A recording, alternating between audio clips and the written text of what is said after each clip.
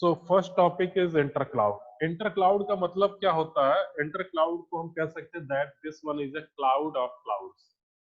Means कई सारे cloud को मिला करके एक क्लाउड बना दिया गया है और उसी को बोलते हैं इंटर क्लाउड। तो सपोज करो कोई हमारे पास 3-4 कंपनियां हैं, ए बी सी डी करके 4 कंपनी है, और ए का अपना अलग क्लाउड है, बी का अलग क्लाउड है, सी का अलग क्लाउड है, डी का अलग क्लाउड है। मैं उन चारों क्लाउड को मर्ज कर दिया तो एक पावरफुल फुल क्लाउड बन गया। That concept is known as the inter cloud concept. Means we can say that inter cloud और clouds of cloud is a term referred to a theoretical model for cloud computing services based on the idea of combining many different individual clouds into one seamless mass in terms of on-demand operations. We can merge more than one cloud services into a single unit. तो अगर हम ऐसा करते हैं तो ये हमारा inter cloud कहलाता है।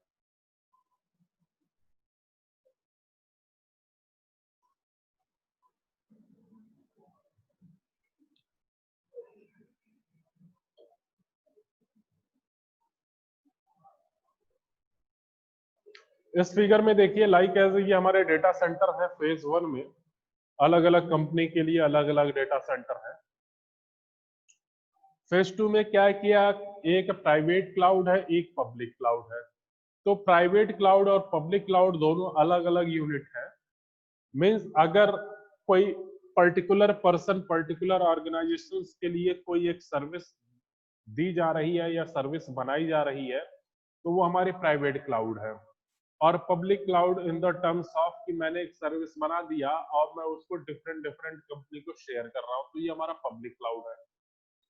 तो फेज 1 में हमारे पास अलग अलग डेटा सेंटर होते थे, उसी को मॉडर्न टाइम में हमने कह दिया क्लाउड, और क्लाउड पे ही सारे डेटा अवेलेबल रहेंगे। अब मैं प्राइवेट क्लाउड और पब्लिक क्लाउड को दोनों को आपस में कंबाइन कर दिया with the help of virtual private cloud, with the help of virtual private cloud. तो इस तरीके से फ्यूचर डेवलपमेंट हुआ हमारा कि प्राइवेट क्लाउड और पब्लिक क्लाउड को मिला करके, या पब्लिक क्लाउड को ही मिला करके दो पब्लिक क्लाउड को, like as a public cloud 1, public cloud 2, दोनों को मिला करके या एंटर क्लाउड का कॉन्सेप्ट दे करके हमने एक नया सिस्टम जनरेट कर दिया, and this one is called open cloud federation. This one is cloud open cloud federation of federated cloud, जो हमने अभी पिछला पढ़ा था पिछले लेक्चर में। So here we come in the concept of how we combine or how we merge a private cloud with the public cloud, how we will use the concept of virtual private cloud. Phase 3 में देखिए private cloud और public cloud दोनों को मर्ज कर दिया गया with the help of virtual private cloud. तो यही पूरा सिनेरियो हमारा कहलाएगा inter cloud.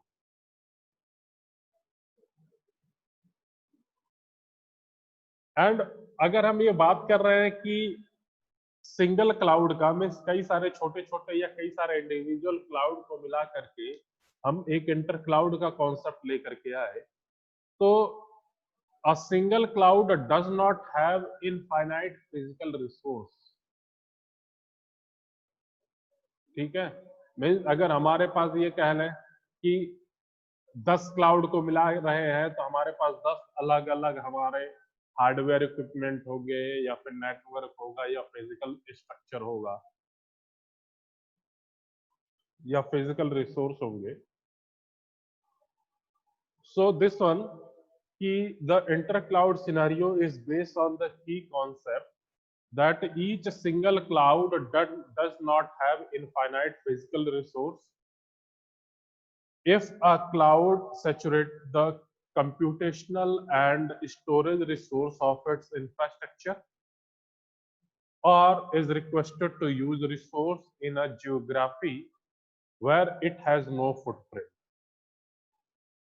and it would still be able to satisfy such a request for service allocations sent from its client.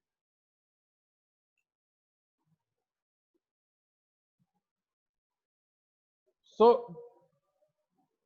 This one is the scenario कि अगर हम intercloud scenario, the intercloud scenario would address such situation where each cloud would use the computational storage or any kind of resource of the infrastructure of other cloud.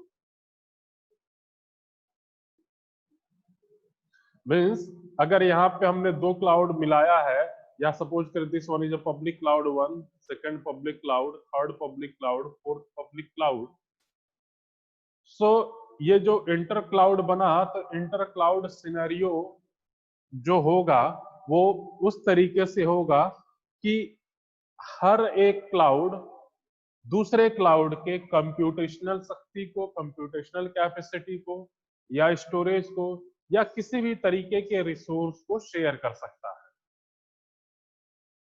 या use कर सकता है। अगर public cloud 2 पे कोई भी हमारा computation है, कंप्यूटेशनल स्टोरेज है, या एनी काइंड का रिसोर्स है, तो उसे पब्लिक क्लाउड 1 भी यूज कर सकता है, another public cloud, another cloud भी यूज कर सकते हैं, कोई भी यूज कर सकता है। And this is an analogous to the way the the internet works.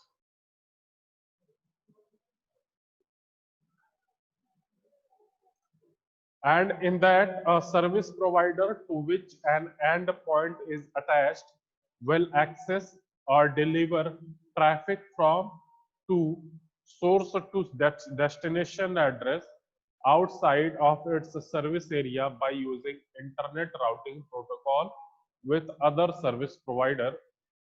And it is also analogous to the way mobile operators implement roaming and inter-carrier interoperability. Whole scenario, whole concept behind the intercloud, we combine the processor, we combine the computational, we combine the memory, we combine the network resource, we combine all the things with each other so that an individual cloud can access the computations, can any resource, any network, any memory of another cloud and use that resource. अगर मैं ये combine कर दे रहा हूं तो यही हमारा inter cloud का कॉन्सेप्ट जनरेट कर रहा है। इससे होता क्या है कि सबसे पहले अगर हमारे पास सपोज करिए कि मैं being as a individual company, मैंने कंपनी सेटअप किया है और मैंने अपनी कंपनी के लिए एक क्लाउड बनाया है। मेरे पास कैपेसिटी है कि सपोज करिए कि मैं एक टाइम में केवल 500 यूजर को एक्सेस दे सकता हूं या 500 यूजर को सर्विस प्रोवाइड कर सकता हूं, उससे ज्यादा मेरे अंदर कैपेबिलिटी नहीं है। तो सपोज करिए इन द फ्यूचर या फिर अगले दिन हमारे पास 600 लोगों ने एक्सेस करने के लिए रिक्वेस्ट सेंड किया, तो उस केस में मैं नहीं कर सकता, 600 लोगों को सर्विस नहीं दे सकता हूं।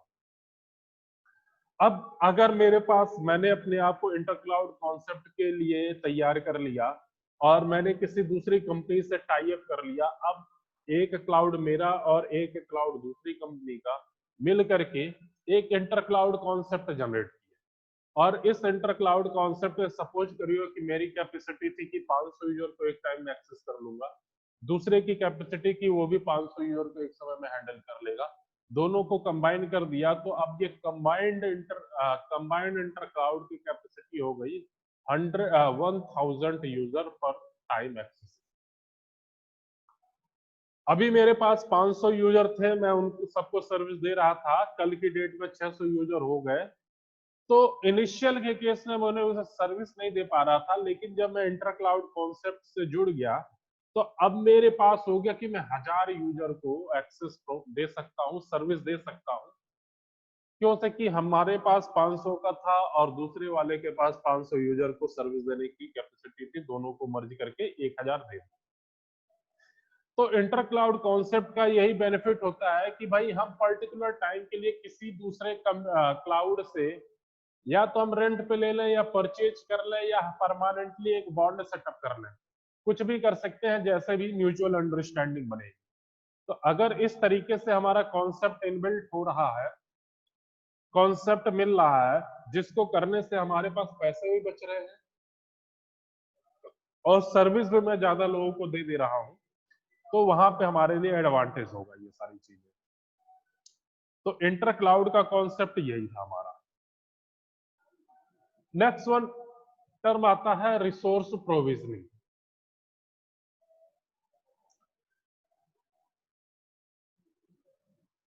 और उसके बाद है हमारा रिसोर्स प्रोविजनिंग टाइप। सो रिसोर्स प्रोविजनिंग मींस रिसोर्स को एक्सेस करवाना।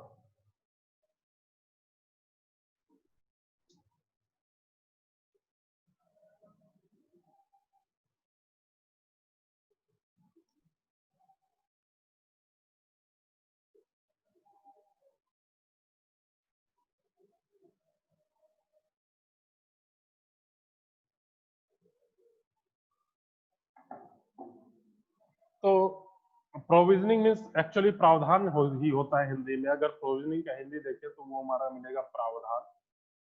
सो रिसोर्स का प्रावधान क्या है हमारा, उसमें देखते हैं कि cloud computing is a model for enabling convenient on demand network access to a shared pool of configurable computing resource like as a network, server, application and services that can be rapidly provisioned and released. Resource provisioning means this one.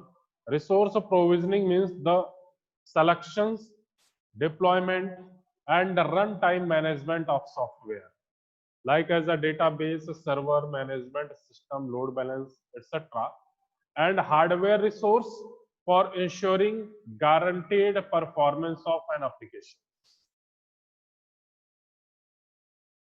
So resource provisioning means selections, development and runtime management of software and hardware resource and for ensure the guarantee that the performance of that the applications can perform it well or not.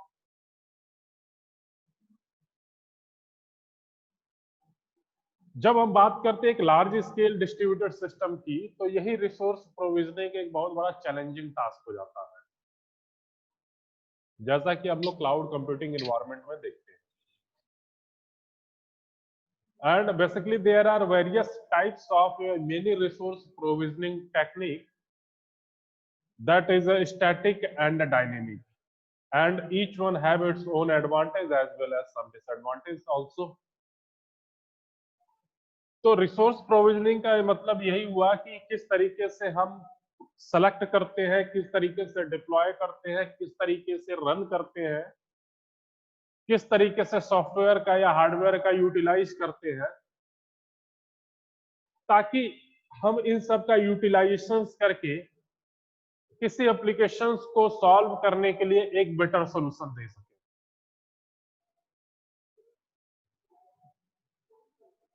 और ये दो तरीके की हो सकती है, static और dynamic.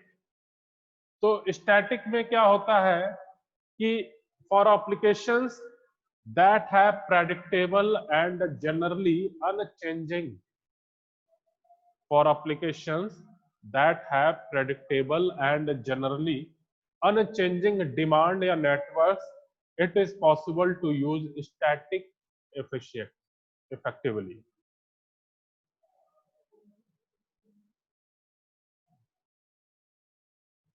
जहां पे हमें पीरियोडिकली मींस कंटिन्यूअसली कहीं पे ऐसा डिमांड या वर्कलोड नहीं है कि जिसमें फ्लक्चुएशंस हो, यानी कभी ज्यादा डिमांड हो रही है, कभी कम डिमांड हो रहा है, या कभी वर्कलोड ज्यादा हो रहा है, कभी वर्कलोड कम हो रहा है।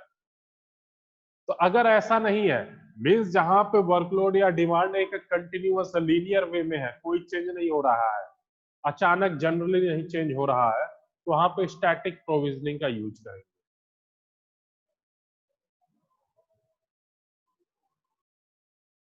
और जहां पे हमारा डिमांड या फिर वर्कलोड फ्रीक्वेंटली चेंज हो रहा है, वहां पे हम डायनेमिक प्रोविजनिंग का यूज करेंगे।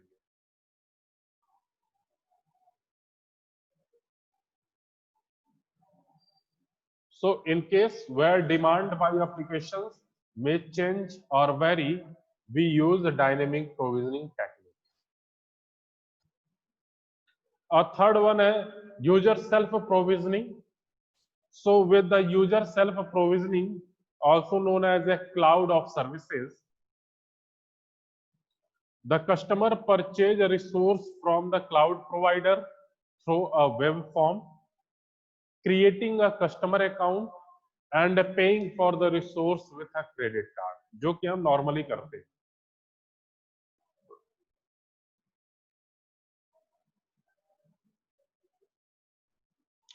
और ऐसा करने से कि the provider resource are available for customer use within an hour. जब भी हमें जरूरत हो, जितने समय के लिए जरूरत हो, उतना हम परचेज कर सकते हैं. This is called cloud self service या फिर यूजर सेल्फ प्रोविजनिंग, खुद के लिए. तो when customer purchase resource from the cloud provider through a web form, कैसे करेंगे कि भाई क्रिएट करेंगे अकाउंट, पे करेंगे, उसके बाद हम वो सर्विसेज को यूज करेंगे. So this one is called user self provisioning. तो तीन तरीके के रिसोर्स प्रोविजनिंग टाइप हुए: static provisioning, dynamic provisioning and user self provisioning. जहां पे हमारा डिमांड या वर्कलोड ज्यादा फ्रिक्वेंटली चेंज नहीं हो रहा है, कॉन्स्टेंटली बना हुआ है, लीनियर इक्वेशंस की तरह दिख रही है, then we use static provisioning. अगर हमारा डिमांड या वर्कलोड डायनेमिकली चेंज हो रहा है, बहुत फ्रिक्वेंटली चेंज हो रहा है, तो वहां पे हम डायनेमिक प्रोविजनिंग का यूज करेंगे. और यूजर सेल्फ प्रोविजनिंग, जब हमें जरूरत हो, मैं वेब फॉर्म से या ऑनलाइन परचेज करूं, यूज करूं. So these are the three types of resource provisioning. These are the some parameters for the resource provisioning. Like first one is a response time. So resource provisioning algorithm designed must take minimum time to respond when executing a task. तो respond time कोई भी application हो उसका बहुत important होता है कि अगर हम कोई चीज एग्जीक्यूट करना चाह रहे हैं, कोई भी टास्क एग्जीक्यूट करना चाह रहे हैं, तो वो कम से कम में एग्जीक्यूशन होना चाहिए. एल्गोरिथम इस तरीके से डिजाइन होनी चाहिए that it should take minimum time to execute the task. Second one is the minimum cost. So from the cloud user point, cost should be minimized. Revenue ज्यादा जनरेट होना चाहिए, means revenue maximization. So this is to be achieved from the cloud service provider. Fault tolerant. So the algorithm should continue to provide service in spite of failure of nodes. Continue to provide service in spite of failure of node. अगर node fail भी हो जा रहा है तो भी service provide करता रहे. This one is the fault tolerance. Reduce SLA violations and reduce power consumption. These are the parameters for the resource provisioning. Algorithm design must be able to reduce SLA validations. Service layer agreement. Reduce power consumptions means virtual machine placement and migration technique must lower power consumptions. So these are the some parameters for the resource provisioning. Now आगे की चीजें हम अगले lecture में देखेंगे.